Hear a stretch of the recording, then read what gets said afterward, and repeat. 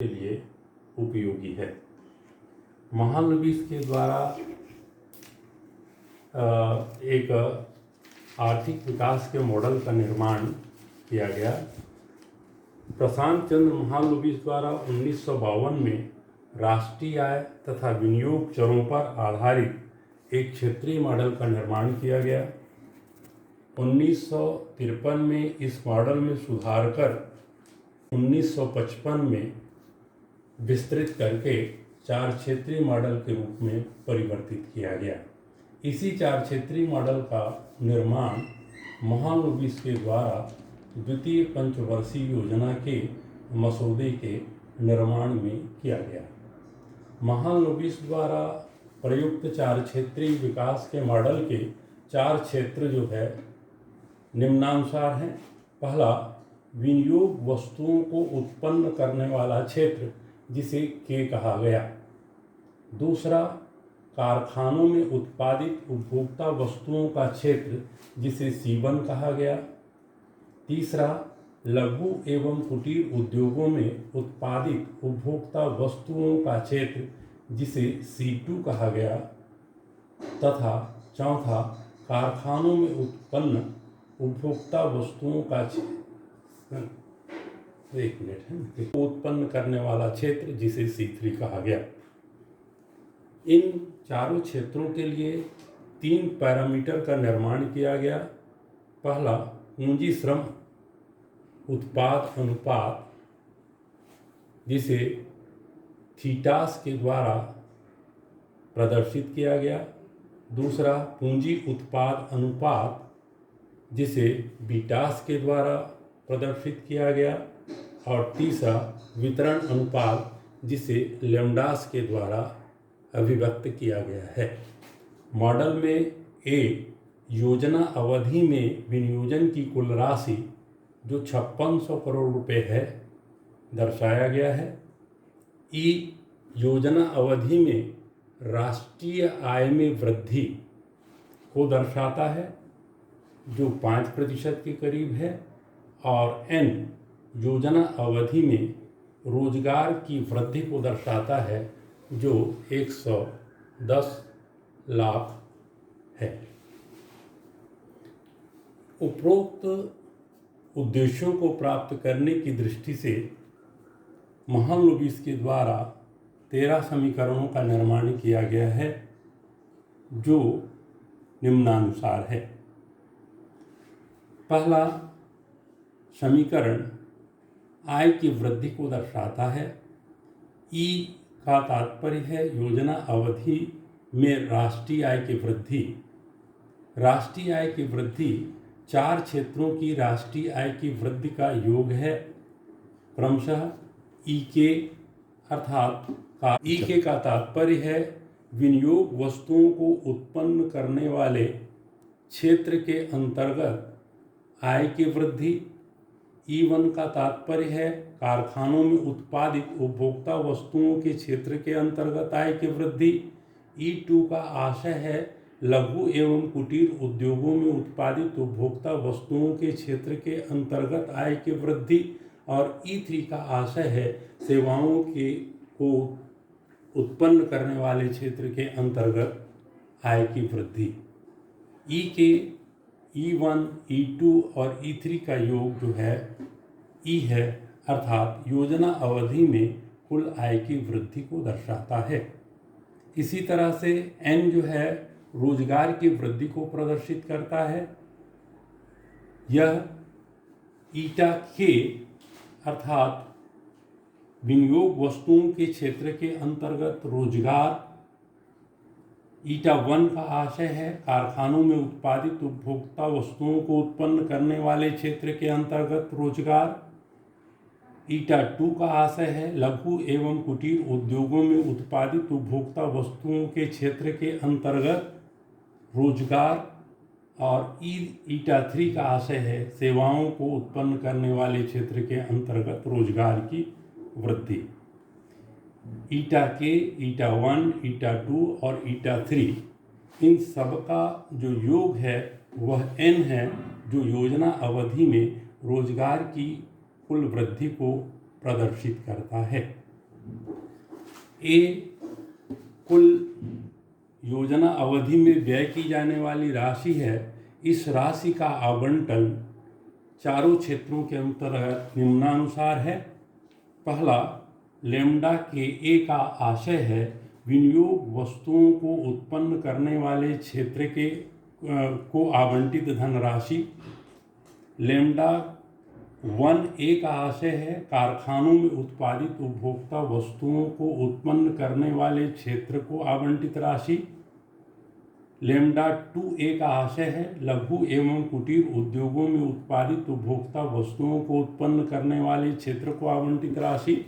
और lambda 3A का आशय है सेवाओं को उत्पन्न करने वाले क्षेत्र के अंतर्गत आवंटित धनराशि।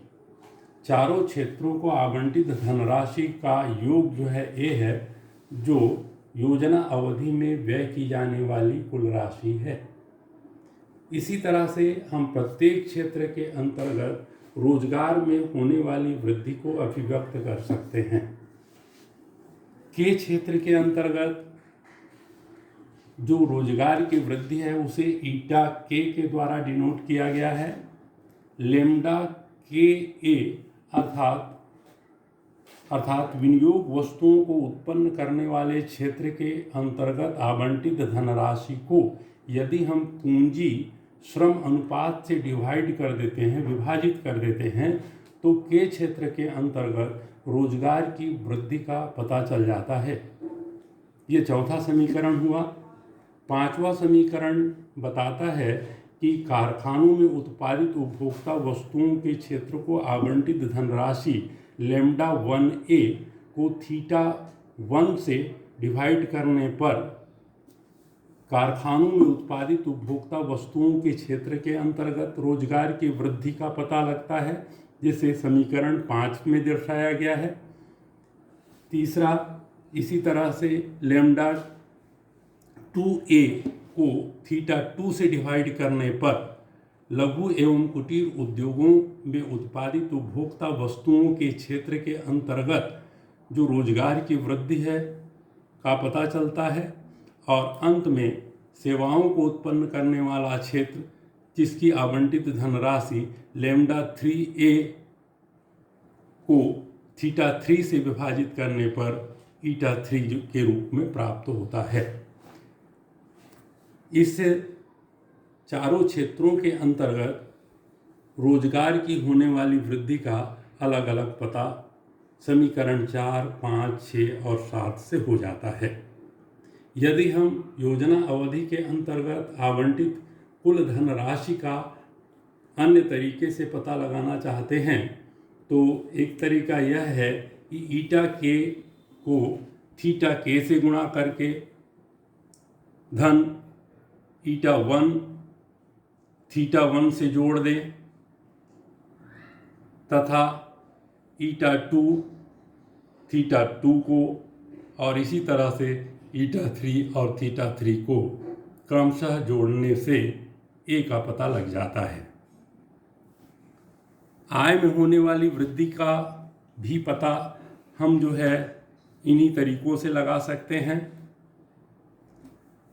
कारखानों में उत्पादित उपभोक्ता वस्तुओं के क्षेत्र के अंतर्गत आवंटित धनराशि को यदि हम पूंजी उत्पाद अनुपात से विभाजित कर देते हैं तो हमको विनियोग वस्तुओं को उत्पादित करने वाले क्षेत्र को आवंटित धनराशि लैम्ब्डा के ए को यदि हम बीटा के जो पूंजी उत्पाद अनुपात को दर्शाता है से विभाजित कर देते हैं तो विनियोग वस्तुओं को उत्पन्न करने वाले क्षेत्र के अंतर्गत जो आय की वृद्धि है उसका पता लग जाता है।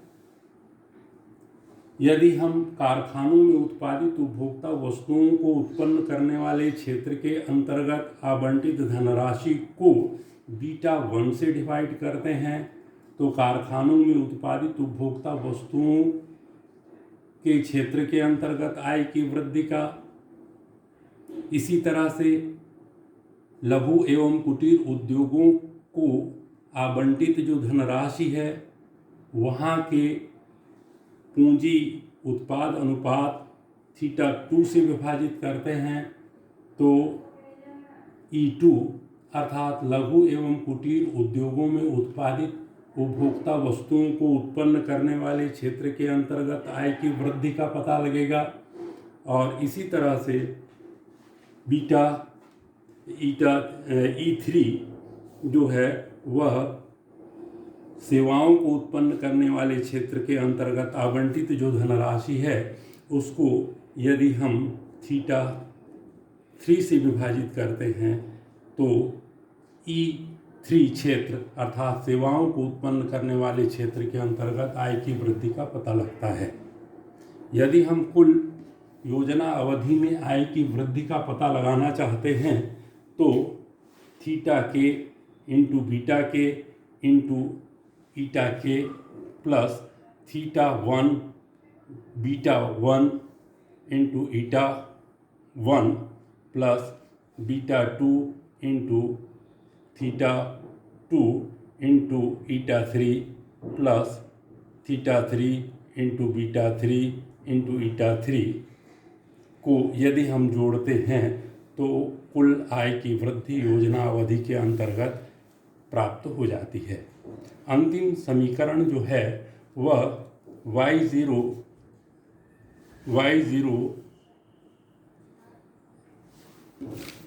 के प्रारंभ की धनराशि है, ईटा जो है वह वृद्धि की दर है, y0 capital bracket small bracket 1 plus eta bracket closed 5 minus 1 bracket closed. इस समीकरण में ईटा 5% जो वार्षिक वृद्धि को दर्शाता है और y0 जो है वर्ष के आरंभ में राष्ट्रीय आय है। इस समीकरण में मान रखने पर कुल विनियोजन की राशि 5600 करोड़ रुपए का व्यय करने पर राष्ट्रीय आय में 5% की वृद्धि तथा 110 लाख लोगों को रोजगार का जो लक्ष्य है वह प्राप्त होता है। यह महालनोबिस के द्वारा प्रदर्शित 4 क्षेत्रीय मॉडल से स्पष्ट होता है। धन्यवाद।